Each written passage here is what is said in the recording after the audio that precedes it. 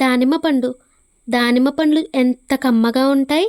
అందులో హైదరాబాద్ దానిమ్మ పళ్ళు చూస్తే ప్రాణం లేచి వస్తుంది ఎవరికైనా. ఎర్రగా రక్తవర్ణంలో పంపర పనసకాయలంత లావున బలిసి పగుల్లోంచి ఎర్రటి గింజలు కెంపుల్లాగా అవుపిస్తూ ఉంటాయి. అవంటే పడి చేస్తాను నేను. నేనే కాదు, ఆ పళ్ళు తినని వాళ్ళు ఎవరూ ఉండరనుకుంటున్నాను. కానీ మా హనుమంతరావుకు మాత్రం అవంటే గిట్టవు. వాటిని చూస్తే సరి చీదరించుకుంటాడు. నాకు ఒళ్ళు మండుతుంది. తినే వస్తువును చూసి అలా ఏవగించుకుంటాడేమా అని.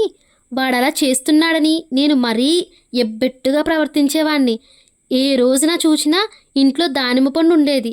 తిని తొక్కలు గదంతా పారేసేవాణ్ణి. విత్తనాలు కాసిన్ని వాడి చాపమే చల్లేవాణ్ణి.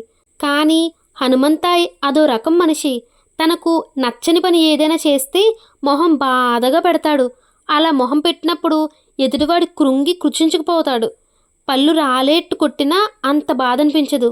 అయినా నేను మటుకు మరీ పెడద్రంగా ప్రవర్తించేవాణ్ణి.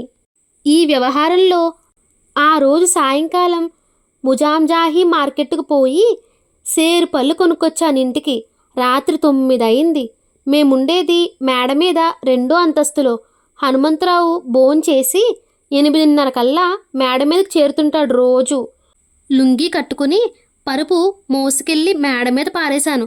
కిందికి దిగివచ్చి దానిమ్మ పండు ఒకటి తీసుకొని గదికి తాళం వేసి పైకి పోయి పక్క పరుచుకొని కూర్చున్నాను. హనుమంతరావు వెన్నెట్లో కూర్చుని రావి చెట్టు మీదుగా చందమామను చూస్తున్నాడు. ఇందాకటి నుండి నాకేసన్నా చూడకుండా. నేను కూడా ఏమీ మాట్లాడకుండా దానిమ్మ పండు పగలగొట్టి గింజలు నోట్లో వేసుకుని చప్పరించసాగాను. మేకలా నవ్వులుతూ పెద్దగా శబ్దం చేస్తూ ఉన్నాను నాలుకతో. అయినా ఇటు తిరగనన్నా చూడలేదు. హనుమంతరావు లేచి వాడి దగ్గరికి పోయి కూర్చున్నాను. గింజలు ఎగరేసి ఒక్కొక్కటి నోట్లో వేసుకుంటూ, హనుమంతాయ్, నిజంగా భూమి మీద ఇంతకన్నా రుచికరమైన వస్తువు లేదంటాను. నన్ను అడిగితే నీకు భగవంతుడు ఏదో శాపం ఇచ్చి ఉంటాడు. గబుక్కుని లేచి 2 భుజాలు పట్టుకొని ఒక్క ఊపు ఊపాడు హనుమంతరావు. అదిరిపడి అతని కళ్ళల్లోకి చూశాను. ఎర్రగా పులి కళ్ళలాగా నన్ను మింగేసేట్టు చూస్తూ ఉన్నాయి. నాకు భయం వేసింది. పండు పక్కన పెట్టి అమాయకంగా చూశాను. హనుమంతరావు కళ్ళల్లో మార్పు కనిపించింది. భుజాల చుట్టూ కరుచుకుపోయిన చేతులు వదిలయ్యాయి. జాలిగా మొహం పెట్టాడు. ఒరే, నన్ను బాధ పెట్టకు. ఇష్టమైతే నీ ఇష్టం వచ్చినట్లు చేయి. నేను బాధలకేమీ కొత్తవాణ్ణి కాను. కానీ నా మీద ఏమాత్రం అభిమానం ఉన్నా ఈ దానిమ్మ పళ్ళను చూపించి నా ప్రాణాలు తోడకు. ఇన్నాళ్ళు బట్టి నా ప్రవర్తన చూసి నన్ను పిచ్చివాడి కింద లెక్క కట్టి ఉంటావు నువ్వు. భగవంతుడు నాకేదో శాపం ఇచ్చాడన్నావు, నిజమే. దేవుడు నన్ను నిజంగా శపించాడు. ఆ శాపం మీద చెప్తాను విను. భుజాల మించి చేతులు తీసేసి మళ్ళీ నిశ్చలంగా కూర్చుని రావి చెట్టు మించి ఏదో లోకంలోకి చూడసాగాడు. నేను నిర్వీణుణ్ణి అయ్యాను. దీని వెనకాల ఏదో గోడు ఉందని ఎన్నడూ అనుకోలేదు. వెర్రివాడ్లాగా అలాగే గుడ్లప్పగించి చూస్తూ కూర్చున్నాను. రావి చెట్టు నీడ మీద పడి హనుమంతరావు కనిపించడం లేదు. మాటలు మాత్రం వినిపించసాగాయి. నా చిన్నప్పటి రోజులన్నీ గమ్మత్తుగా గడిచాయి. మా ఇంటి చుట్టుపట్ల నా ఈడు పిల్లలెవ్వరూ ఉండేవారు కాదు. మా బజార్ దాటి ఎటైనా వెళ్తే మా నాన్న ఊరుకునేవాడే కాదు. అందువల్ల నాకు మా అక్కయ్య అంటే స్నేహితులెవ్వరూ లేరు. ఏ ఆట ఆడినా ఆమెతోటే ఆడవలసి వచ్చేది. కానీ ఆమెకు నాకు 4 ఏళ్ల తేడా ఉండేది. నాకప్పుడు 8 7. అక్కయ్య ఇంట్లో లేనప్పుడు నాకొక్కడికి ఏమీ తోచేది కాదు. అందుకని ఒక రోజున నేను వెంటపడ్డాను బడికొస్తానని. అమ్మ సరేనని తోడు చేసి పంపించింది. బడి మా ఇంటికి ఫర్లాంగు దూరంలో ఉంది. వీధి మలుపు తిరిగాక పెద్ద ఖాళీ స్థలం. అందులో ఒక పెంకుటిల్లు కనిపిస్తాయి. అదే బడి. పంచెలో ఓ 20 మంది పిల్లలు కూర్చుని కాకిగోలు చేస్తూ ఉన్నారు. ఎదురుగ్గా ఓ పాత కుర్చీ మీద పంతులు కూర్చుని ఉన్నాడు. అక్కయ్య ఆయనకి నమస్కారం చేసింది. ఆయన తల ఊపి తన దూరంలో పడి మళ్ళీ ఇటు చూసి, ఈ అబ్బాయి ఎవరు అన్నాడు.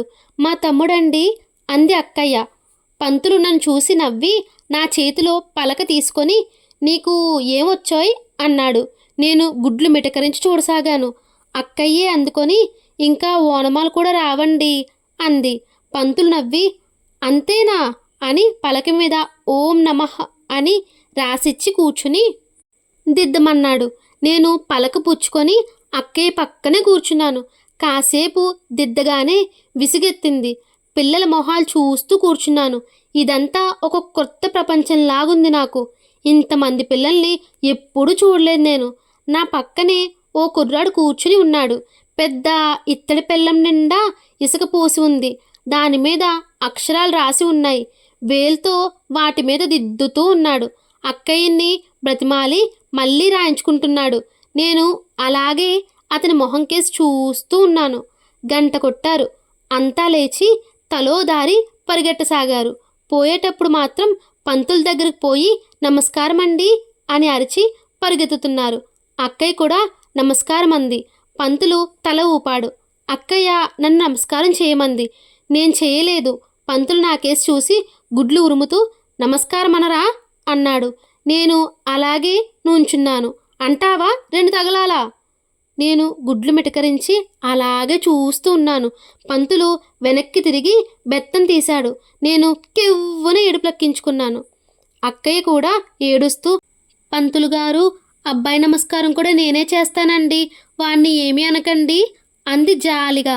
పంతులు గుడ్లెర్ర చేసి బెత్తం తీసుకొని అక్కయ్య వీపు మీద టప్పును కొట్టాడు. అక్కయ్య కళ్ళ నిండా నీళ్లు తిరిగినాయి. నాకు ఒళ్ళు మండింది.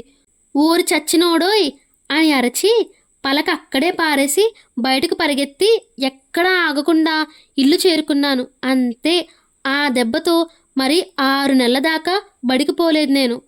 ఆ తర్వాత ఒక రోజున మా నాన్న నాకు కొత్త గుడ్డలు వేయించి కొత్త పలక బలపం చేతికిచ్చి చేత్తో ఓ సంచి పట్టుకొని బడికి పదరా అన్నాడు. నేను మొదలుకుండా వెళ్ళాను. అక్కయ్య కూడా వెంట ఉంది. బల్లో పిల్లలందరికీ శనగపప్పు బెల్లం పంచిపెట్టాడు నాన్న. పంతులకేసి భయంగా చూశాను నేను. కానీ ఆయన నవ్వుతూ నన్ను 2 చేతులతోటి దగ్గర తీసుకొని వీపు తట్టాడు. సిగ్గుతో కుదించుకుపోయాను. మధ్యాహ్నం అందరితో పాటు నేను నమస్కారం చేశాను. నవ్వుతూ మరోమారు వీపు తట్టాడు పంతులు.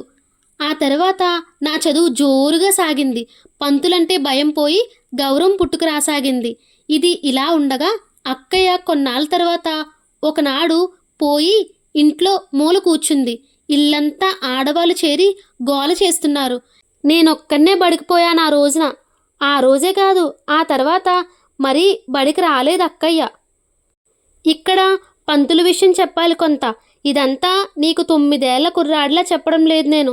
ఆ తర్వాత జరిగినవి, నేను తెలుసుకున్నవి కలిపి ఇవాళ పెద్దవాడిగా చెప్తున్నాను నేను. అందువల్ల అంత చిన్న వయసులో నీకీ గొడవలన్నీ ఎలా తెలిసాయి అనే సందేహం రానక్కర్లేదు. పంతుల్ని నేను పంతులు అంటుంటే ఆయన్ని తక్కువ చేసి మాట్లాడుతున్నా అనుకోవద్దు. మా ఊళ్ళో ఆయన్ని అంతా అలాగే అంటారు. పంతులు గారు అనేవాళ్ళు అరుదు. బహుశా ఇది ఆప్యాయత కొద్దీ అలవాటైందనుకుంటున్నాను. పంతులు స్వగ్రామం నెల్లూరు జిల్లాలో ఎక్కడో ఉంది. ఆయన మా ఊరొచ్చి 10 ఏండ్లయింది. నేను బల్లో చేరే నాటికి అప్పటికాయనకు 45 ఏండ్లు పైగా ఉంటాయి. మొదటి భార్య చచ్చిపోతే రెండో పెళ్లి చేసుకున్నాడు. అప్పటికి మొదటి భార్య కొడుకు ఏదో ఉద్యోగం చేస్తూ ఉన్నాడు. ఆ కొడుకు తండ్రికి ఎదురు తిరిగి సంబంధాలు తెంపేసుకుని ఎటో పోయాడు. ఆ పాల్షూట్ భార్య 6 నెలలు కాపురం చేసి ఇంట్లో నగా నట్ట మూట కట్టుకుని ఒక అర్ధరాత్రి ఎటో వెళ్ళిపోయింది. దాంతో పంతులు ఆ ఊర్లో మొహం ఎత్తుకుని తిరగలేక 4 ఎకరాల పొలం ఉంటే ఎవరికో కౌలుకిచ్చి మా ఊరు చేరుకున్నాడు. మా వీధి మలుపులోనే ఓ ఇల్లు అద్దెకి తీసుకొని అందులో వీధిబడి ఒకటి పెట్టాడు. 25-30 మంది దాకా ఉంటారు ఎప్పుడు. ఆ బల్లో ఓనమాల దగ్గర నుండి 3rd ఫారం దాకా చెబుతాడు పంతులు. ఆ రోజుల్లో నేరుగా 3rd ఫారంలో కూడా చేర్చుకునేవారు హై స్కూలులో. ఆ తర్వాత పంతులు కొడుకుతో సంబంధాలు బాగు చేసుకుందామని ఎంత ప్రయత్నించినా కొడుకు మాత్రం విదిలించుకుపోయేవాడట. ఆ కుర్రాడు ఎక్కడో పెళ్లి చేసుకున్నాడు. 2 పిల్లలట. ఆ పిల్లలంటే ప్రాణం మా పంతులకి. అప్పుడప్పుడు వెళ్ళి 2 రోజులుండి వస్తూ ఉంటాడిక్కడికి. పంతులు ఒక్కోసారి శాంతమూర్తిలా ఉండేవాడు, ఒక్కోసారి మండిపడుతూ ఉండేవాడు. అందువల్ల ఒకనాడాయన భుజాల మీద ఎక్కిన పిల్లల్నే మర్నాడు చచ్చేటట్లు తన్నులు తినేవారు. అయితే వెంటనే వాళ్ళను మంచి చేసుకునేవాడు పంతులు. అందువల్ల పిల్లలకు ఆయనంటే భయము, అభిమానము రెండూ ఉండేవి. ముఖ్యంగా నాకు ఆయనకు మధ్య సంబంధం విచిత్రంగా ఉండేది. బహుశా పొగరుబోతునని కాబోలు నన్నెప్పుడు నెమ్మదిగా చేరదీసేవాడు. ఇదిలా ఉండగా ఒకనాడు ఇంకో సంఘటన జరిగింది.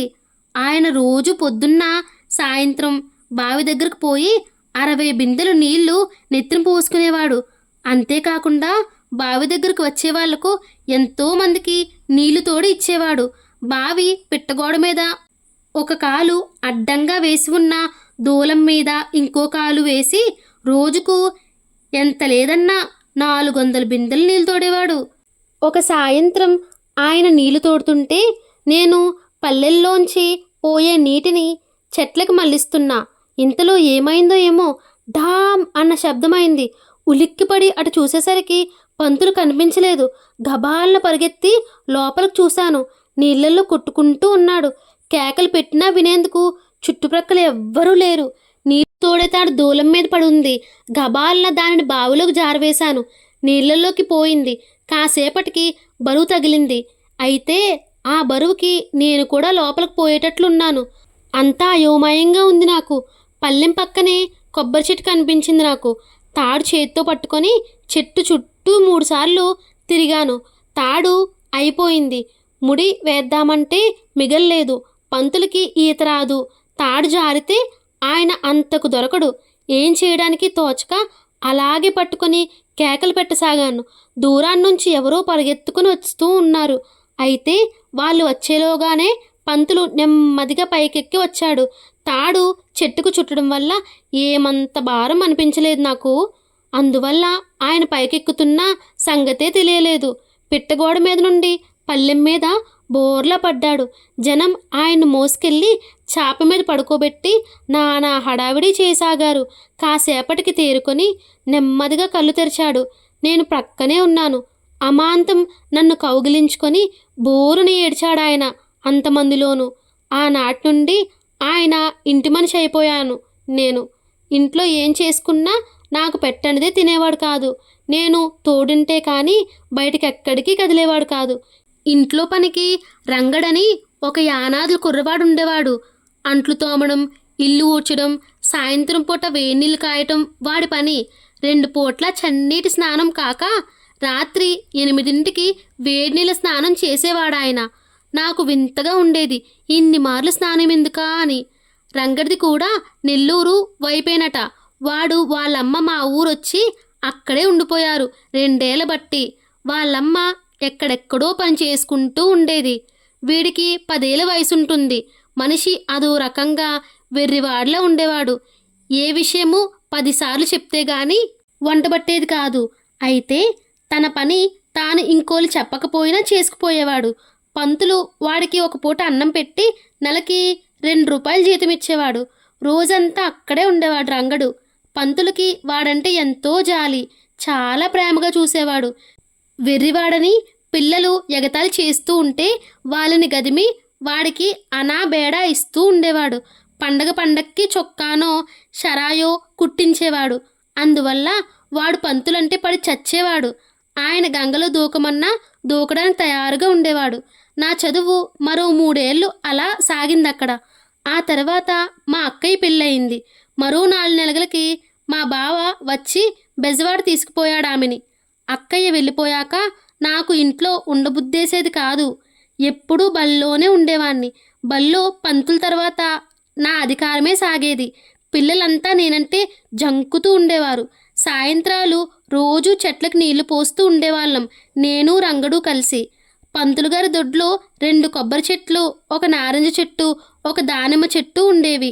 నారింజ పళ్ళు విరగ కాసేవి, కానీ పుల్లగా ఉండేవి. దానిమ్మ చెట్టు ఇంకా పెరుగుతూ ఉంది. పంతులు మమ్మల్ని ఇద్దరినీ తప్పితే దొడ్లోకి మరెవ్వరిని రానిచ్చేవాడు కాదు. ఆయనకి చెట్లంటే తగని అభిమానం. రోజు నారింజ చెట్టుకి ఎన్ని పిందెలు వేశాయో, దానిమ్మ చెట్టుకి ఎన్ని ఆకులున్నాయో లెక్క పెట్టుకొని సంతోషిస్తూ ఉంటాడు. నారింజ పళ్ళు కాచినప్పుడల్లా ఊళ్ళో తలా 4 పంచి మిగతావి కొడుకు దగ్గరికి పట్టుకుపోయేవాడు.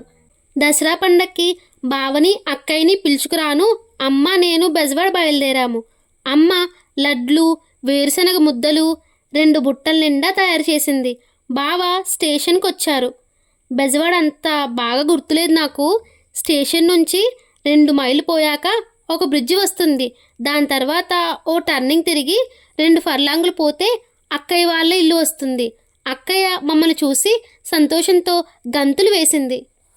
బావ 2 రోజులు సెలవు పెట్టి ఊరంతా చూపించాడు. ముఖ్యంగా దుర్గగుడి నచ్చింది నాకు. గుడి మీద నుంచి కిందకి చూస్తుంటే ఊరంతా బొమ్మరిల్లులాగా ఎంతో తమాషాగా కనిపించింది. అక్కడే ఉండిపోదాం అనిపించింది. ఆ తర్వాత 2 సినిమాలు కూడా చూసాము.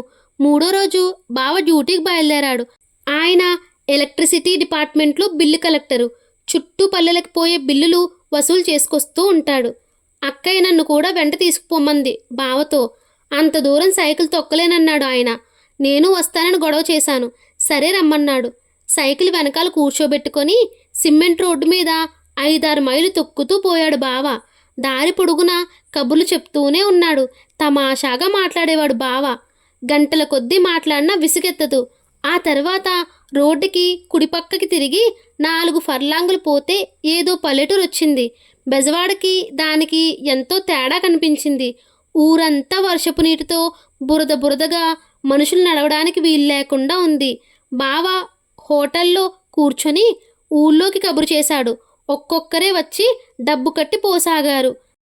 వాళ్ళందరితో కబుర్లలో పడి నా సంగతే మర్చిపోయాడాయన. నాకు ఆకలిస్తూ ఉంది. అయినా మెదలకుండా కూర్చున్నాను. ఇంతలో ఆయనే హోటల్ ఆయన్ని పిలిచి కాఫీ టిఫిను ఇవ్వమన్నాడు. పకోడీలు తిని కాఫీ తాగాను. సాయంత్రం 4ంటికి వెనక్కి బయలుదేరాము. ఎలా ఉందిరా ఊరు అన్నాడు. భలే బాగా ఉందన్నాను. బెజవాడ వచ్చాక బజార్లో 2 పెద్ద దానిమ్మ పండ్లు కొన్నాడు. నన్ను తింటావా అని అడిగాడు. వద్దన్నాను. మీ అక్కయ్యకి ఉంటే అన్నం కూడా అక్కర్లేదు అన్నాడు నవ్వుతూ. నాకు తెలియదా విషయం? మా ఊళ్ళో దానిమ్మ పండ్లు అంతగా అమ్మరు. అందులోనూ కొనుక్కు తినేవాళ్ళు అరుదు. పట్నానికి వచ్చాక అలవాటైంది కాబోలు అనుకున్నాను. ఇంటికొచ్చాక నిజంగానే అక్క ఎంతో ఆప్యాయంగా తీసుకుంది పళ్ళని. ఒకటి వెంటనే పగలగొట్టి అందరికీ పంచిపెట్టింది. తను 2వ కాయ అంతా తిన్నది. మర్నాడు మళ్ళీ వస్తానన్నాను బావ వెంట. కానీ ఆయన ఒప్పుకోలేదు. అమ్మ తిట్టింది.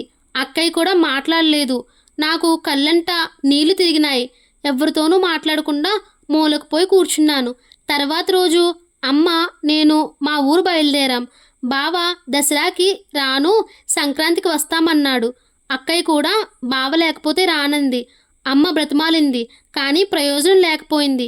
పండక్కి మమ్మల్ని కూడా బెజవాడలోనే ఉండమన్నారు. కానీ అమ్మ ఒప్పుకోలేదు. బావ నాకు షాపులో కొత్త ప్యాంటు చొక్కా తీసిచ్చాడు. స్టేషన్కి వచ్చి రైలు ఎక్కించాడు సాయంత్రం బండికి. మా ఊరొచ్చాక 10 రోజుల దాకా మళ్ళీ లోకంలో పడలేదు నేను. ఎంతసేపు బెజవాడే గుర్తొచ్చేది. అక్కయ్య తలంపుకొచ్చేది. అక్కడే ఉండి చదువుకుంటే బాగుండనిపించింది నాకు. దసరాకి మా స్కూల్లో ఆటల పోటీ పెట్టాము. అందరు పంతుల్లాగా మా పంతులు దసరా మామూలు వసూలు చేసుకోడు. ఆయనకి అభిమానం ఎక్కువ. ఇది ఆయనకి ఎలా ఉన్నా మాకు మాత్రం కష్టంగా ఉండేది. ఊళ్ళో పిల్లలంతా కోలాటపు కర్రలు, హనుమంతుని బొమ్మలు పట్టుకొని గంతులు వేస్తూ ఉంటే మేము ఉసూరుమంటూ ఉండేవాళ్ళం. అది గమనించి మాకు ఆటల పోటీలు పెడతానన్నాడు పంతులు. చెడుగుడు, చెరపట్టీలు, పరుగు పందాలు పెట్టాము. ఆ వారమంతా ఎంతో సరదాగా గడిచింది. నాకు చెడుగుడులో ప్రైజ్ వచ్చింది. దసరా పండగ వెళ్ళిన 3వ రోజు పంతులు చలిగా ఉందని ముసుగు పెట్టుకొని పడుకున్నాడు. ఆ పడుకోవడం మరీ 1 నెల రోజుల దాకా లేవలేదు. టైఫాయిడ్ జ్వరం అది. నేను రంగడు ఎప్పుడూ మంచం కాచుకునే ఉండేవాళ్ళం. నాన్న అప్పుడప్పుడు డాక్టర్ని పిలుచుకొస్తూ ఉండేవాడు. జ్వరంలో ఉండగా ఒకనాడు నన్ను దగ్గరికి పిలిచి, ఒరే హనుమంతం, నా మీద నీకెందుకింత ప్రేమ అని అడిగాడు. నేను ఏమనాలో తెలియక వెర్రిగా నవ్వాను. ఆయన నా తల పట్టుకొని చేత్తో నిమిరాడు. జ్వరం తగ్గాక పోయిన బలం పుంజుకోను మరి 2 నెలలు పట్టింది ఆయనకి. పిల్లలు చాలా వరకు మానేశారు బడి. 10 మందివి మాత్రం మిగిలాము. అయినా ఆ విషయం అంతగా పట్టించుకోనట్టే ఉండేవాడు పంతులు. నాకు మాత్రం స్కూల్ అంతా బోసుగా ఉన్నట్టుండేది. అయితే ఆ తర్వాత మరో 2 నెలల్లో స్కూల్ మళ్ళీ బాగుపడింది. ఆ ఏడాది హై స్కూల్లో సెకండ్ ఫారంలో 8 మందిని, థర్డ్ ఫారంలో నన్ను, ఇంకో 2 చేరుస్తానని మాట ఇచ్చాడు పంతులు. చదువు జోరుగా సాగుతూ ఉంది. అయినా మా తోట పని మాత్రం మర్చిపోయేవాళ్ళం కాదు. నేను రంగడు. నారింజ చెట్టు ఈ ఏడాది అంతగా కాయలు లేదు. దానిమ్మ చెట్టు మటుకు పువ్వులేసింది. పంతులు ఒక్కో పువ్వు చూసుకుంటూ మురిసిపోయేవాడు. ఇలా ఉండగా అక్కయ్య దగ్గర నుంచి ఒకరోజు టెలిగ్రామ్ వచ్చింది. బావ కనిపించడం లేదు, వెంటనే బయలుదేరి రమ్మని. అమ్మ ఊళ్ళో లేదు. వాళ్ళ తమ్ముడు కూతురికి జబ్బుగా ఉంటే చూసొద్దామని వెళ్ళింది. అందువల్ల నాన్న నన్ను కూడా బయలుదేరమన్నాడు. తెల్లవారుజామున మేలికి బయలుదేరి బెజవాడ 6 గంటలకు చేరుకున్నాము. అక్కయ్య ఇంట్లో దిగాలుపడి కూర్చుని ఉంది. పక్కింటి వారొచ్చి ఓదారుస్తున్నారు. నాన్నని చూడగానే బావురు మంది. నాన్న వీపు నిమురుతూ, చా ఊరుకోమ్మా, ఏం చిన్నపిల్లవాడిలా ఎక్కడికి పోతాడు అని ధైర్యం చెప్పాడు. బావ 2 రోజుల నుంచి అవుపించట్లేదట. ఆఫీస్కు కబురు చేస్తే మాకు తెలియదన్నారట. ఒకరోజు ఎలాగో ఊరుకుంది కానీ మర్నాడు ఉండబట్టలేక మాకు టెలిగ్రామ్ ఇచ్చింది. నాన్న ఆఫీస్కు పోయి కనుక్కొస్తానని బయలుదేరాడు. ఇంట్లో అక్కయ్యని చూస్తూ ఉంటే నాకు భయంగా ఉంది. అందుకని నేను ఆయన వెంట వెళ్ళాను. ఆఫీసులో ఒక ఆయన నల్లగా పొడుగ్గా ఉన్నాడు. పంచా టకప్ చేసి బెత్తడు వెడల్పాటి బెల్ట్ పెట్టాడు. ఆయనేనట బావ మీద అధికారి. బావ 2 రోజుల నుంచి ఆఫీస్కే రాలేదట. కలెక్షన్కి పోయి మళ్ళా కనిపించలేదట. ఆ ఊళ్ళో డబ్బు వసూలు చేసినట్టు కూడా కబురొచ్చిందట. ఆయన ఆ మాట చెప్తూ ఉంటే నాన్న సిగ్గుతో కుదించుకుపోయాడు. మెల్లిగా నీళ్లు నవ్వులుతున్నట్టు, అయితే మా వాడు డబ్బుతో ఏటన్నా అని అంటూ ఉండగానే ఆయన అడ్డొచ్చి, చాచా నేను ఆ మాట అనడం లేదు. అయితే నా బాధ్యత నెరవేర్చక తప్పదు కనుక రిపోర్ట్ మాత్రం చేశాను. నిజానికి ఆ ఊళ్ళో వసూళ్ళయ్యే సొమ్మంతా కలిపితే 283 రూపాయలు. మీ వాడి డిపాజిట్ విలువ కూడా ఉండదు. అలాంటప్పుడు ఎంత బుద్ధిహీనుడైనా ఎలా పారారి అవుతాడు అన్నాడు. నాన్న ముఖంలో కాస్త కల వచ్చింది. ఉద్యోగి అంతకన్నా తనకేమి తెలియదన్నాడు. నాన్న పోలీస్ స్టేషన్కి బయలుదేరాడు.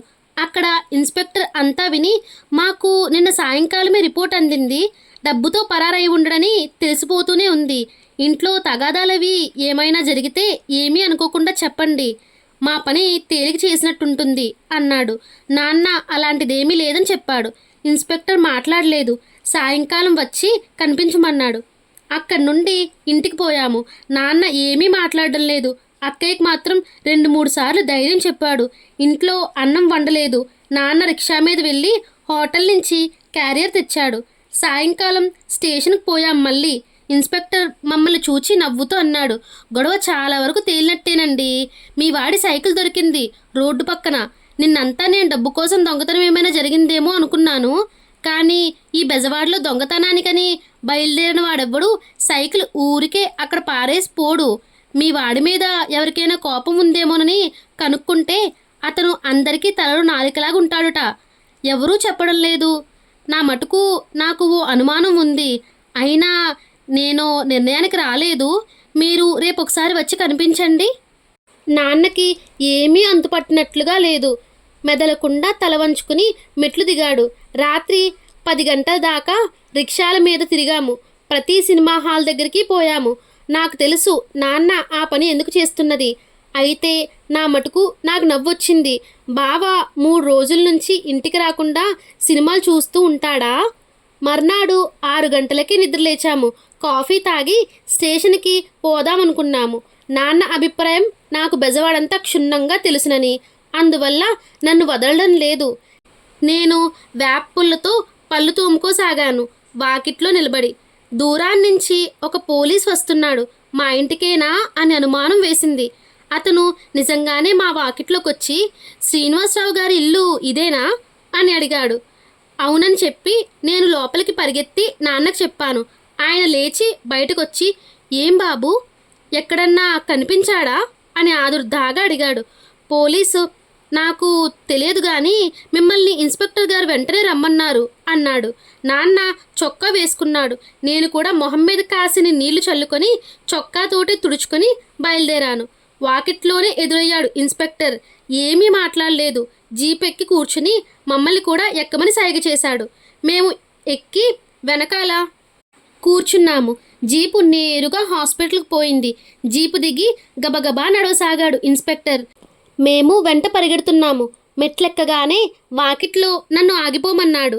నేను ఆశ్చర్యంతో అలాగే నిలబడిపోయాను. వాళ్ళు లోపలికి పోయారు. నాకేమీ తోచలేదు. కిటికీకి అద్దాలున్నాయి కానీ అందులోంచి ఏమీ అవుపించడం లేదు. మాటలు మాత్రం వినిపిస్తున్నాయి. ఇంతలో అంగుళం వెడల్పున ఒక కన్నం కనిపించింది అద్దంలో. అందులోంచి లోపలికి చూశాను. దీపం కాంతిలో మెరిసిపోతుంది గదంతా. మధ్యలో పెద్ద టేబుల్ ఉంది. నాన్న, ఇన్స్పెక్టరు, మరో ఇద్దరు దాని చుట్టూ నిలబడి ఉన్నారు. బల్ల మీద ఎవరో పడుకునున్నారు.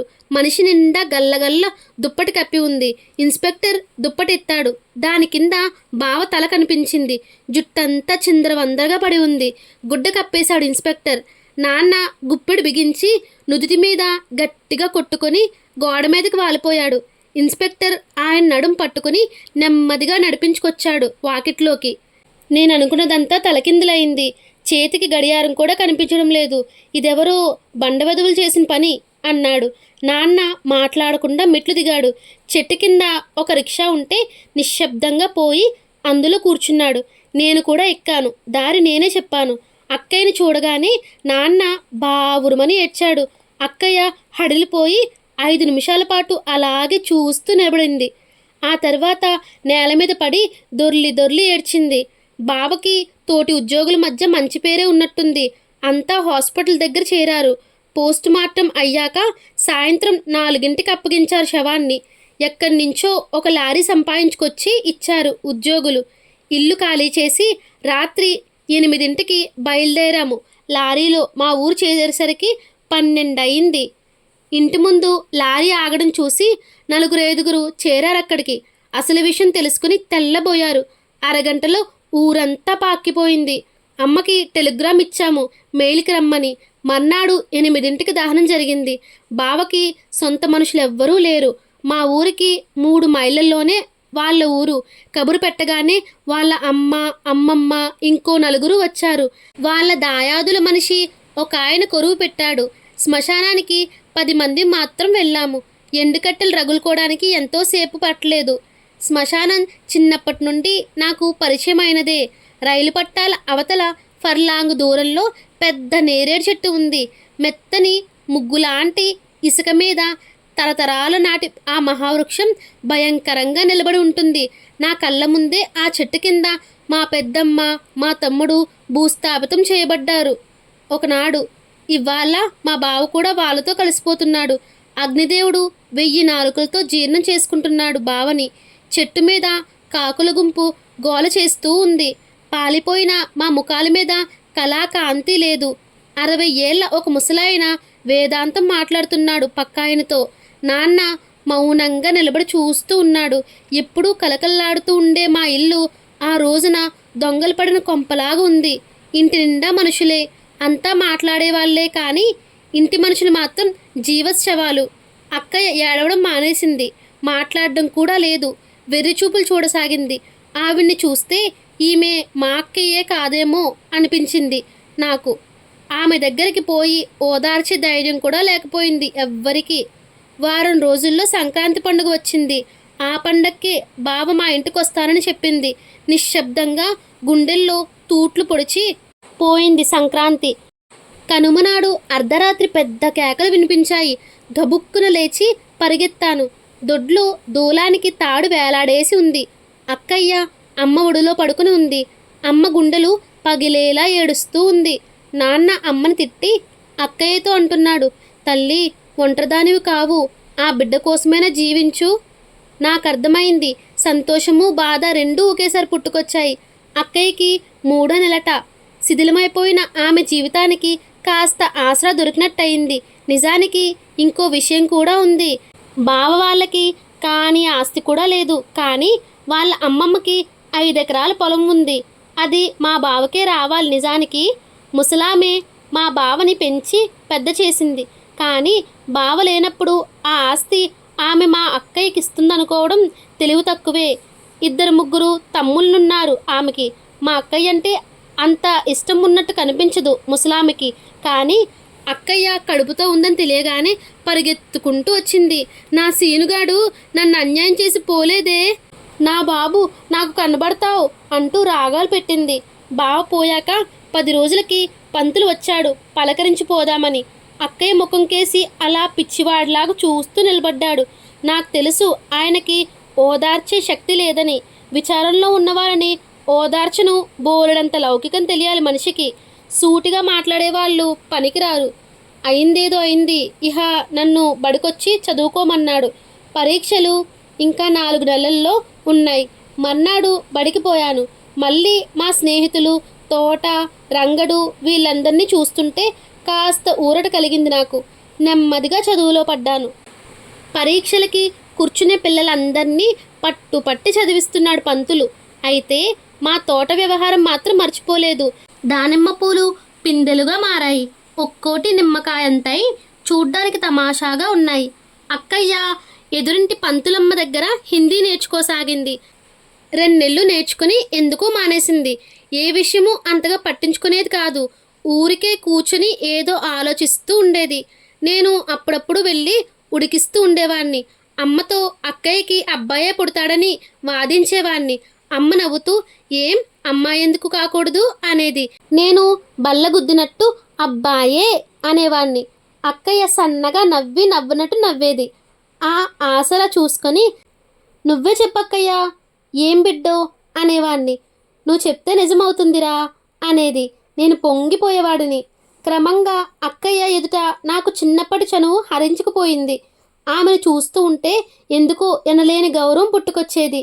కాళ్ళ మీద పడి మొక్కుదామనిపించేది నాకు. ఆమె కూడా ఎవ్వరితోనూ ఎక్కువగా మాట్లాడదు, పిలిస్తే గాని పలకదు. ఈ మనుష్యుల్ని దాటి ఒక మెట్టు పైకి పోయిందా అనిపించేది నాకు. మరికొన్నాళ్ళకి పంతులు గారి దానిమ్మ చెట్టుకి 2 కాయలు బత్తాయిలంతేసి తయారైనాయి. రంగు కూడా మారి ఎర్రగా తిరిగినాయి. పంతులు గారు రోజూ వాటిని చూసుకుంటూ ఉండేవాడు. తను కొడుకు దగ్గరికి పోయేటప్పుడు అవి పట్టుకెళ్ళి 2 పిల్లలకి చెరొకటి ఇస్తాడట. ఇది సీతకి, ఇది సుబ్బుగాడికి అని చెప్పుకునేవాడు చిన్నపిల్లాడిలాగా. నాకు నవ్వేసేది. నాకు ఆయన ప్రవర్తన చూసి రాను రాను ఈర్ష్య పుట్టుకొచ్చేది. ఎదురుగ్గా చిన్నప్పటి నుండి పెంచి కాపాడిన వాళ్ళం నేను రంగడు ఉండగా మాట వరుసకైనా మాకిస్తానని అనడేమా అని. ఉన్నట్టుండి ఒకనాడు ఏదో స్ఫురించింది. బెజవాడలో పల్లెటూరుకెళ్ళి తిరిగొచ్చేటప్పుడు ఆయన చెప్పిన మాటలు గుర్తుకొచ్చాయి. మీ అక్కయ్యకి దానిమ్మ పళ్ళుంటే అన్నం కూడా అక్కర్లేద్దురా అని.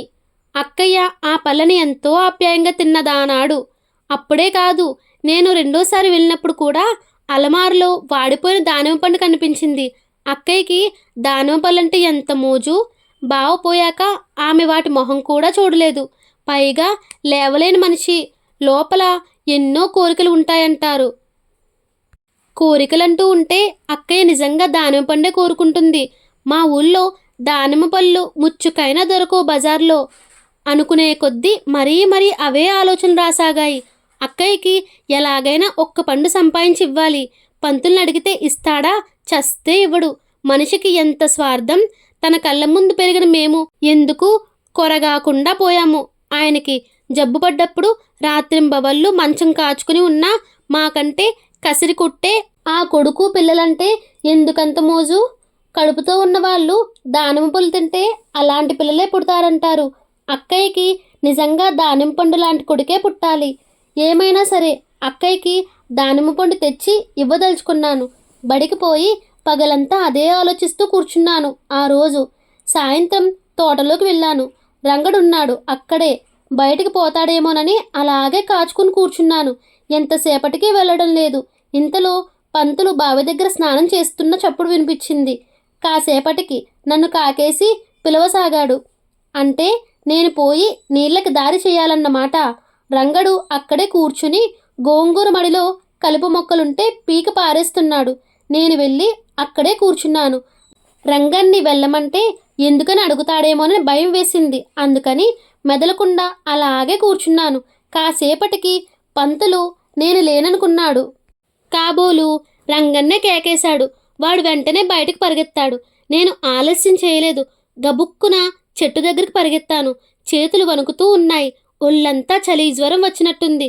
వెనక్కి పోదామా అనిపించింది. కానీ వెంటనే బావ మాటలు గుర్తొచ్చాయి. నాకు తెలియకుండానే చేతులు కాయని తెంపేశాయి. వెంటనే నిక్కర్ జేబులో కుక్కుకున్నాను. జేబు పట్టలేదు. బలవంతాన నెట్టేసరికి కాస్త చిరిగింది. పండు లోపలికి పోయి జేబు ఇంత లావున తయారైంది. చొక్కా ఎత్తి పట్టుకొని బయటకొచ్చాను. మసకగా ఉంది. ఇప్పుడే పోతే ఎవరైనా కనిపెట్టేస్తారేమో. నెమ్మదిగా వెళ్ళి రంగడి దగ్గరికి పోయి కూర్చుని నేను కాలువ చేస్తూ వాణ్ణి లోపలికి పొమ్మన్నాను. పంతులు స్నానం ముగించి లోపలికి పోయాడు. బాగా చీకటి పడింది. వాకిట్లో నిలబడి పంతులకు వెళ్తున్నానండి అని నమస్కారం చేసి బయలుదేరి వెనక్కి తిరిగి చూడకుండా నడవసాగాను. సందు మలుపు తిరిగాక ఒక్క ఉదుటిన ఇల్లు చేరుకున్నాను. పండు తీసుకెళ్ళి అక్కయ్యకిచ్చాను. తీసుకొని ఎక్కడిదిరా అని అడిగింది. మా స్నేహితుడి ఇంట్లోంచి తెచ్చానన్నాను. పండు పగలగొట్టి ఆత్రంగా కాసిన విత్తనాలు నోట్లో వేసుకుంది. 2 సార్లు దవడ ఆడించి అలా ఆగిపోయింది. కళ్ళంట నీరు చిమ్ముకొచ్చింది. వెంటనే లేచి ఇంట్లోకి పోయింది. తినకుండా పారేస్తుందేమో అనుకున్నాను నేను. కానీ మర్నాడు పొద్దుట దొడ్లో ఖాళీ తొక్కలు కనిపించినాయి. తృప్తిగా నిట్టూర్చాను. నేను పడ్డ శ్రమంతా ఫలించినందుకు 1000 ఏనుగుల బలం వచ్చింది నాకు. ఇహ పిడుగులు పడినా పర్వాలేదనిపించింది. మామూలు వేళకే రొమ్ము విరుచుకుని బల్లోకి పోయాను. అంత తెగింపు ఎక్కడి నుంచి వచ్చిందో అర్థం కాలేదు నాకు. దొడ్లోకి పోయి చూశాను. మామూలుగానే గుడ్డలు వేలాడుతూ ఉన్నాయి. నెమ్మదిగా వచ్చి వసారాలో కూర్చున్నాను. ఎప్పటికప్పుడు బాంబు పగులుతుందా అన్నట్టుంది. కానీ మధ్యాహ్నం దాకా ఏమీ జరగలేదు. అంతా మామూలుగానే ఉంది. సాయంత్రం కూడా అలాగే గడిచింది. పంతులు సంగతి తెలుసుకొని మెదలకుండా ఊరుకొన్నాడేమో అనిపించింది. అయితే ఆయన ముఖంలో మార్పేమీ అగుపించటం లేదు. సాయంత్రం దొడ్లోకి పోయాను. చెట్టుకి వేళ్లాడుతూ గుడ్డపీలిక నన్ను గేలి చేస్తూ ఉన్నట్లు ఊగసాగింది. చీకటి పడిపోతున్నా ఎవ్వరూ కనుక్కోలేదు. రంగడు దాని దగ్గరికే వెళ్ళలేదు. ప్రతి క్షణం నాకు భారంగా తయారైంది. ఇహ ఇలా కాదని నేనే దగ్గరకు పోయి ఉన్నట్లుండి పంతులు గారు అని కేకపెట్టాను. ఆయన వంట చేసుకుంటున్న వాడల్లా అలాగే పరిగెత్తుకొచ్చాడు దొడ్లోకి. రంగడు నీళ్ల పొయ్యి ముందు కూర్చొని మంట చేస్తూ ఉలిక్కిపడి వెనక్కి తిరిగి చూశాడు. ఏమిట్రా అన్నాడు పంతులు. నేను మెదలకుండా కాలిగుడ్డ చూపించాను. నిర్ఘాంతపోయాడాయన. కళ్ళు నిప్పులు కక్కసాగినాయి. ఒరే రంగాయ్ అని పొలికేక పెట్టాడు. రంగడు ఎదురుగానే ఉన్నాడు, గుడ్లు తేలవేస్తూ. పండేమైందిరా అన్నాడు పంతులు పిడికిలి బిగించి. రంగడు ఎలక్ట్రిక్ షాక్ తిన్నవాడిలా నిలబడ్డాడు. నోట్లోంచి మాట రావడం లేదు. వెర్రి చూపులు చూస్తున్నాడు. చెల్లున మ్రోగింది చెంప. గుడ్ల నీరు కక్కుకుంటూ నాకు తెలియదు బాబూ అని గొనిగాడు. వీపు మీద పిడుగులాంటి గుద్దు పడింది. అదాటున ఉన్నాడేమో పోయి నీళ్ల పొయ్యి మీద పడ్డాడు. కుండ దుర్లుకుంటూ పోయి గోడవారగా పడింది. రంగడి మొహం 3 రాళ్ల మధ్య ఇరుక్కుపోయింది. పొయ్యిలోంచి మంట మండుతూనే ఉంది. నాకు పిచ్చెత్తినట్లయింది. కెవ్వున కేకపెట్టాను. పోయి రంగన్ని భుజాలు పట్టుకుని లాగాను. అలాగే పడిపోయాడు నేల మీద. ఈలోగా 2-3 పిల్లలు లోపలికి పరిగెత్తుకుంటూ వచ్చారు. పంతుల మొహం పాలిపోయింది. మనిషి ఆకులాగా ఊగిపోసాగాడు. లోపలకు పరిగెత్తుకుంటూ పోయి సిరాసీసా పట్టుకొచ్చి రంగడి మొహం మీద కుమ్మరించాడు. వాడి మొహం నల్లగా భయంకరంగా తయారైంది. నోటితో ఏదో సనుగుతూ ఉన్నాడు. పంతులు అలాగే భుజం మీద వేసుకున్నాడు వాణ్ణి. రోడ్డంతా పిచ్చివాడిలాగా పరిగెత్తసాగాడు. నేను ఆయన వెంట పడ్డాను. 4 ఫర్లాంగులు అలా పరిగెత్తాక ఆసుపత్రి వచ్చింది. డాక్టర్ లేడక్కడ. ఇంటికి కబురు చేస్తే ఓ అరగంటకు వచ్చాడు. ఏదో ఇంజెక్షన్ రాసిచ్చాడు. పంతులు పరిగెత్తుకుంటూ పోయాడు బజారుకి. మమ్మల్ని లోపలికి రానియలేదు ఆసుపత్రి మనుషులు. నేను పోయి మెట్ల మీద కూర్చున్నాను. పొద్దుటి బట్టి మనస్సంతా వికలంగా ఉంది. పరిస్థితి ఇలా తయారవుతుందనుకోలేదు నేను. పంతులు ఎన్ని తన్నినా కళ్ళు మూసుకుని నిలబడదామనుకున్నాను. కానీ ఆయన ఒక్క క్షణం కూడా నిలబడి ఆలోచించలేదు. అమాయకుని పట్టుకుని చావగొట్టాడు. నాకు తగని విరక్తి పుట్టింది. పోయి పంతులతో అసలు సంగతి చెప్పాలనిపించింది. కానీ ఇప్పుడు ఒరిగేదేముంది? రంగడి తల్లి గుండెలు బాదుకుంటూ వచ్చింది. గోల చేయవద్దని నోరు మూయించాడు వాచ్మెన్. ఇంతలో పంతులు ఇంజెక్షన్ పట్టుకొని లోపలికి పరిగెత్తాడు. మేము బయట 10 గంటల దాకా అలాగే కూర్చున్నాము. పంతులు బయటకొచ్చాడు. వాళ్ళమ్మ ఆయనకు ఎదురుగా వచ్చి పెద్దగా ఏడవసాగింది. ఇంతలో అక్కడ మూగిన జనం సంగతి తెలుసుకొని ఆయన్ను నోటికొచ్చినట్లు తిట్టసాగారు. ఆయన మెదలకుండా నా భుజం మీద చేతులు వేసి పోదాం పద అన్నాడు. రోడ్డు మీదకొచ్చాక ఏమైందండి అని అడిగాను. ముఖం రాతి కన్నా కఠినంగా పెట్టి రోడ్డు ప్రక్కకు చూస్తూ కళ్ళు పోయినట్లేనట అన్నాడు నూతిలోంచి మాట్లాడుతున్నట్లు. ఆయన్ని బల్లో వదిలిపెట్టి నేను ఇల్లు చేరుకున్నాను. అమ్మ నా కోసం కంగారు పడుతుంది. నాన్న వెతకనూ పోయాడట. అక్కయ్య నిద్రపోతూ ఉంది. అమ్మతో జరిగిన సంగతి అంతా చెప్పాను. నిశ్చేష్టురాలయ్యింది ఆమె. కాసేపు ఆగాక నాన్న వచ్చాడు. ఆయన హాస్పిటల్ దగ్గరకు పోయి వచ్చాడట. వెదవ దానింపండు కోసం కుర్రాడి కళ్ళు పీకేశాడు పంతులు అంటున్నాడు. అమ్మ అసలు సంగతి చెప్పింది. నాన్న నన్ను దొడ్లోకి పిలిచి నోటికొచ్చినట్లు తిట్టాడు. ఈ మాట ఎక్కడన్నా అంటే నా పరువు ఆయన పరువు రెండూ మంట కలిసిపోతాయన్నాడు. ఆఖరికి అక్కయ్య కూడా చెప్పొద్దన్నాడు. నేను తల ఊపాను. మర్నాడు పొద్దున్న రంగడి తల్లి కులం వాళ్ళని 10 మందిని వెంటేసుకుని బడికి వచ్చి గోల చేయసాగింది. డాక్టరు పిల్లవాణ్ణి గుంటూరు తీసుకువెళ్ళమంటున్నాడట. లేకపోతే ప్రాణాలకి మోసం అన్నట్ట. పంతులు మెదలకుండా లోపలికి పోయి పాస్బుక్ పట్టుకొచ్చి ఫారం వ్రాసి నా చేతికిచ్చి వీడి వెంబడి వెళ్ళండి, 300 ఇస్తారు, తీసుకుపోండి, మళ్ళీ నాకెప్పుడు కనిపించవద్దు అన్నాడు. ఆమె ఊరుకోలేదు. ఇంకా తిట్టిపోస్తూనే ఉంది. నేనే సర్ది వాళ్ళని పోస్ట్ ఆఫీస్కి తీసుకుపోయి డబ్బిచ్చి పంపేశాను. పాస్బుక్ చేతికిచ్చి పంతులు గారు రంగన్ని చూసి వద్దామన్నాను. ఆయన పుస్తకం అందుకొని అన్నాడు, ఒరేయ్ జరిగిందేదో జరిగింది, ఇహ మర్చిపోవటం మంచిది. అదంతా ఒక పీడకలలాగుంది నాకు. మళ్ళీ అక్కడికి పోయి వాడు మొహం చూస్తే ఇహ నేను బతకడం కల్లా. కావాలంటే ఆ పుస్తకంలో ఇంకో 200 ఉన్నాయి, అవి కూడా ఇచ్చే వాళ్ళకి. నేను మాట్లాడలేదు. మధ్యాహ్నం ఆసుపత్రికి వెళ్ళి కనుక్కుంటే వాళ్ళు గుంటూరు వెళ్ళిపోయారని తెలిసింది. సాయంత్రం స్నానం చేయలేదాయన. మెదలకుండా మంచం మీద దుప్పటి కప్పుకుని కూర్చున్నాడు. నేను దగ్గరికి పోయి నేల మీద కూర్చున్నాను. ఆయన ఇప్పుడిప్పుడే మాట్లాడుతూ ఆగిపోయిన వాడిలాగా అందుకొని మాట్లాడసాగాడు. ఒరే హనుమంతాయ్, ఒక్క విషయం మట్టుకు నిజం. వాడిని బిడ్డలాగా చూసుకున్నాను నేను. నన్ను మోసం చేశాడు వాడు. అందుకే దేవుడు అలా చేశాడు వాడిని. లేకపోతే నేనెక్కడో చెట్టు దగ్గర కొడితే పోయి పొయ్యి మీద పడడం ఏమిటి? పడ్డాడే అనుకో. అంతలావు నేలకుండా దొర్లిన పొయ్యి మీద ఒక్క చుక్క నీళ్లు పడకుండా ఎప్పటిలాగే మండుతూనే ఉంది. ఇదంతా ఏమిటంటావు? దేవుడు చూస్తూనే ఉంటాడు. నమ్మిన వాడిని, నన్ను నిలువునా దగా చేసినవాడు అనుభవించి తీరాల్సిందే. గుండెల్లో దబ్బనం పెట్టి పొడుస్తున్నట్లున్నాయి ఆయన మాటలు. తూచి తూచి కొడుతున్నాడా అనిపించింది నాకు. మెదలకుండా అలాగే కూర్చున్నాను.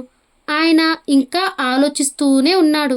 నేను వస్తానండి అని చెప్పి గడప దాటినా ఏమీ వినిపించుకున్నట్టే లేదు. మర్నాడు బడి ఉండదేమో అనుకున్నాను. కానీ అదేమీ లేదు. పంతులు ఏమీ జరగనట్లు కూర్చుని ఉన్నాడు. మర్చిపోవడానికి ఆయన శతవిధాలా ప్రయత్నిస్తున్నాడని తెలుస్తూనే ఉంది. కళ్ళు రాత్రంతా నిద్రలేనట్లు పీక్కుపోయి ఎర్రగా ఉన్నాయి. ఆ తర్వాత మామూలు పిల్లలకు సెలవులు ఇచ్చేశాడు. హై స్కూలులో చేరబోయే మేము 11 మందిమి మాత్రం శ్రద్ధగా రాత్రింబవళ్ళు చదవసాగాము. రాత్రులు కూడా బల్లోనే నిద్రపోయేవాళ్ళం. తెల్లవారుజామున 4ంటికే లేపేవాడు పంతులు మమ్మల్ని. అందరి చేత అప్పుడు చన్నీళ్ళ స్నానం చేయించేవాడు. మేము చలికి చచ్చేవాళ్ళం. అయితే ఆ స్నానం చేశాక నిద్ర మా జోలికే వచ్చేది కాదు. తెల్లవారిందాకా చదువుతూనే ఉండేవాళ్ళం. జూన్ నెలాఖరులో మా పరీక్షలు జరిగాయి. అంతా బాగానే వ్రాసాం. కానీ ఒక్క కుర్రవాడు మాత్రం జ్వరం వచ్చి పరీక్షల మధ్యలోనే మానేశాడు. పరీక్షలు అయిపోయాక ఏమీ తోచేది కాదు. ఊళ్ళో ఒక సినిమా హాలు, ఇంకో టెంటు ఉండేవి. ఉన్న 2 సినిమాలు ఎన్ని మార్లను చూస్తాము? ఆ రోజుల్లో ఒక హాలులోకి తెలుగు సినిమా వచ్చిందంటే 3 నెలల దాకా మారేది కాదు. రోజు బడికి పోతూనే ఉన్నాను. పంతులు ఆ ఏడాది కొడుకు దగ్గరకు పోనన్నాడు. రిజల్ట్ పడ్డాక వీలైతే వాళ్ళ ఊరు వెళ్ళి వస్తానన్నాడు. సాయంకాలాలు తోట పని చేస్తూ ఉన్నాము. దాని వంక చూడ్డానికి భయమేసేది నాకు. పంతులు దాని సంగతి పట్టించుకోవడం మానేశాడు. ఒకనాడు మధ్యాహ్నం ఇంటికెళ్ళేసరికి ఇల్లు తాళం వేసి ఉంది. అక్కయ్యని ఆసుపత్రికి తీసుకెళ్లారని తెలిసింది. గబగబా నడవసాగాను మిషన్ హాస్పిటల్కి. ఊరికి చాలా దూరంలో ఉందది. అరగంట పట్టింది అతి వేగంగా నడిచిన. గేట్లో ఒకాపు చేసి లోపలికి పోయాను. ఒక గది ముందు అమ్మ కూర్చుని ఉంది. నాన్న మందుల కోసం షాపుకు వెళ్ళాడట.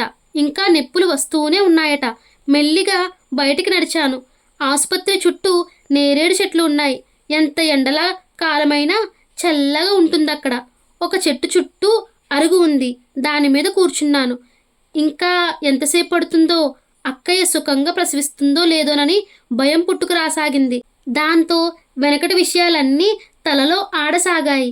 బావ బతుకుంటే ఎంత బాగుండేది, ఎంత బాగుండేది, ఎంత మంచివాడు బావ, బెజవాడలో చదువుకుందామని ఎన్ని కలలు కన్నాను నేను. ఆయన ప్రాణం తీసిన రాక్షసులు ఎవరో. 283 రూపాయలకి మనిషిని చంపుతారా? బావ బ్రతుకు విలువ అంతేనా? నవ్వొచ్చింది నాకు. బావ ప్రాణం విలువ 283 అయితే రంగడి కళ్ళు విలువ ఒక్క దానిమ్మ పండే. కానీ ఈ రెండో ఘోరానికి కారకులెవరు? నేనా? నేనెలా అవుతాను? దానిమ్మ పండు దొంగలించినంత మాత్రాన నేను వాడి కళ్ళు పోగొట్టమని చెప్పానా? అయితే మరి పంతులా? ఈ దొంగతనం జరక్కపోతే ఆయన వాడిని ఎందుకు కొడతాడు? కళ్ళెందుకు పోతాయి? ఆలోచించే కొద్దీ పిచ్చెత్త సాగింది. లేచి కూర్చున్నాను. నాన్న మందులు పట్టుకొస్తున్నాడు. వెనకాల బావ వాళ్ళ అమ్మమ్మ కూడా వస్తోంది. నన్ను చూసి కూడా ఏమీ మాట్లాడకుండా లోపలికి పోయారు వాళ్ళు. నేను అలాగే కూర్చున్నాను. ఏం చేయడానికి తోచడం లేదు. అక్కయ్యకి నేనన్నట్లు మగపిల్లవాడే పుడతాడా, లేకపోతే ఆడపిల్ల అవుతుందా? అక్కయ్య కొడుకు ఎలా ఉంటాడు? బావలాగే ఉంటాడా? నేను కుర్రాన్ని ఎప్పుడూ నాతోటే తిప్పుతాను. నా దగ్గరే పెద్దవాడవుతాడు. వాడు పెద్ద అయితే అక్కయ్య ఎంత సంతోషిస్తుంది. ఇంతలో ముసలమ్మ బయటకు వస్తూ ఉంది. నేను ఎదురు వెళ్ళి ఏమైంది అని అడిగాను. ఏమవుతుంది నాయనా? అచ్చం తండ్రి పోలికే. నా సీనుగాడే తిరిగొచ్చాడు. వాకిట్లోంచి ఇంకా బాగా కనిపించలేదు నాకు. నేను పోయి కాఫీ పట్టుకొస్తాను, నువ్వు లోపలికెళ్ళు అంది. నేను ఒక్క ఉదుటిన వరండా మీదకి గెంతాను. లోపలికి గబగబా పరిగెత్తాను. మనస్సు ఉయ్యాలలోగసాగింది. జరిగిన గొడవలన్నీ మర్చిపోయాను. అక్కయ్యని గదిలోంచి ప్రైవేట్ రూంలోకి తీసుకుపోతున్నారు స్ట్రెచ్చర్ మీద. అమ్మా నాన్న వాకిట్లో నిలబడి ఉన్నారు మౌనంగా. అబ్బాయి ఏడి అన్నానమ్మతో. అమ్మ కొంగు నోట్లో కుక్కుకొని వరండా చివర కూలబడి తల బాదుకుంటుంది. నాకు గుండెల్లో రైలు పరిగెత్తాయి. నాన్నవైపు చూశాను. ఆయన నోరెత్తకుండా నన్ను రమ్మని సైగ చేసి గదిలోకి నడిచాడు. టేబుల్ మీద పిల్లవాడు పడుకుని ఉన్నాడు. అంతా భావరూపమే, కానీ చలనం లేదు. నిర్జీవంగా పడి ఉన్నాడు. గుండెల మీద రాతిబండ పెట్టి బాదినట్టయింది. తల టేబుల్కేసి బాదుకోసాగాను. నాన్న చేయి గట్టిగా పట్టుకొని బయటికి లాక్కొచ్చాడు. ఆ తర్వాత అమ్మను తీసుకొని అక్కయ్య గదివైపు పోయాడు. నేను అలాగే నిలబడిపోయాను ఒంటరిగా. అక్కయ్యని ఎలా చూడనిప్పుడు? గదిలోకి పరిగెత్తబోయాను. కానీ తలుపులు మూసుకుపోయి ఉన్నాయి. జీవితంలో మిగిలిన ఒక్క ఆశ ఆరిపోయింది. ఇహ నేను అక్కయ్య మొహం చూడగలగడం అసంభవం. ఆసుపత్రి వెనకాలే రైలు పట్టాలున్నాయి. పిచ్చిగా పరిగెత్తాను అటుకేసి. పట్టాల వెంబడి ఊరివైపు నడవసాగాను. భగవంతుడా, మా మీద ఎందుకింత కసి నీకు అని అరిచాను పెద్దగా ఏడుస్తూ. బావ చచ్చిపోయినప్పుడు కూడా ఏడవలేదు నేను. భగవంతుడి సంగతి ఎత్తేసరికి ఒళ్ళు జలధరించింది. మనస్సులో ఒక్క మెరుపు మెరిసినట్టయింది. పంతులు అన్నమాట గుర్తొచ్చింది. దేవుడు చూస్తూనే ఉంటాడు. నన్ను దగా చేసినవాడు అనుభవించి తీరాల్సిందే. పంతులు అని పులికేక పెట్టాను. చుట్టూ మానవ సంచారం లేకపోయేసరికి మనసులోని ఆలోచనలన్నీ వెర్రి కేకలుగా మారుతున్నాయి. పంతులు, నీ శాపమే నిజమైంది. కానీ నిన్ను మోసం చేసింది నేను పంతులు. నన్ను నాశనం చెయ్యి. నా ప్రాణం తీసేయి. చేతబడి చేయించు. కానీ అన్నెంపున్న మెరుగొని ఆ పసికందు ప్రాణాలు తీసుకున్నావెందుకు? ఆ భగవంతుడు మా బావ ప్రాణాలను దారుణంగా మింగాడు. నువ్వు అక్కయ్య జీవితానికి నిశ్శబ్దంగా సమాధి కట్టావు. నిన్ను నాశనం చేస్తాను. నీ ప్రాణం తీస్తాను ఈరోజే. నేరుగా బడికిపోయాను. నేనేం చేస్తున్నానో నాకు తెలియడం లేదు. గోడ దూకి దొడ్లో ప్రవేశించాను. ఇంట్లోకి పోదామంటే వాకిలి వేసి ఉంది. లోపలికి పోవాలి. పంతుల్ని అంతం చెయ్యాలి. దొడ్లో గుణపం కోసం వెతకసాగాను. ఇంతట్లో దానిమ్మ చెట్టు నా కంటపడింది. వెంటనే దాని మీదకి విజృంభించాను. కొమ్మలు ఒక్కొక్కటి మొదలంటూ విరిచి పారేశాను. పిందెలన్నీ దూరంగా విసిరికొట్టాను. పండు కాళ్ళ కింద పడేసి తొక్కేశాను. అరచేతులంతా ముళ్ళు గుచ్చుకొని రక్తమయం అయ్యాయి. ఇంతలో తలుపు తెరుచుకుంది. పంతులు నిర్ఘాంతపోయి చూస్తూ ఏమిట్రా ఇదంతా అన్నాడు. నేను ఒక్క గెంతున లోపలికి పోయి ఆయన చెయ్యి పట్టుకుని ఇంట్లోకి లాక్కుపోయాను. పంతులు, నీ కసి తీర్చుకున్నావు. నువ్వు పిశాచానివి. రంగడి కళ్ళు అన్యాయంగా పీకేశావు. కానీ నీ దానిమ్మ పండు దొంగలించింది నేను తెలుసా? ఆ రోజున నాకు శాపం పెట్టావు. కానీ నీ శాపం నాకు తగలలేదు. నోరు లేని మా అక్కయ్య బిడ్డకు కొట్టింది. నిన్ను ఇవాళ బూడిద చేస్తాను అంటూ ఒక్క గెంతు గెంతి ఆయన మెడ కరుచుకున్నాను. పంతులు విదిలించి కొట్టాడు. నేల మీద బోర్లా పడ్డాను. చేతులతో మోసుకెళ్ళి మంచం మీద పడుకోబెట్టాడు. కళ్ళల్లోకి సూటుగా చూడసాగాడు. రంగడి కళ్ళు పోయిన రోజు గుర్తుకొచ్చింది నాకు. ఇవాళ నన్ను అంతం చేస్తాడీ పంతులు అనుకున్నాను. పొద్దుటి నుండి అన్నం లేదు నాకు. నీరసంగా ఉంది. ఒళ్ళంతా రక్తం కారుతూ ఉంది. ముళ్ళు గుచ్చుకొని తల బరువెక్కింది. కాసేపటికి స్పృహ తప్పింది. కళ్ళు తెరిచేసరికి ఇల్లంతా మసక మసకగా ఉంది. ఒంటి మీద రక్తం మరకలు ఎవరో కడిగేసినట్టుంది. అక్కడక్కడ కట్లు కట్టి ఉన్నాయి. ఒంటి మీద నెమ్మదిగా పక్కకి తిరిగి చూశాను. మంచం పట్టెకి తల ఆనించి కళ్ళు మూసుకుని ఉన్నాడు పంతులు. చేయి నా గడ్డానికి తగులుతూ ఉంది. మండిపోతూ ఉంది ఆయన ఒళ్ళు. నిద్రలో పలవరిస్తున్నట్టు ఏదో మాట్లాడుతూ ఉన్నాడు.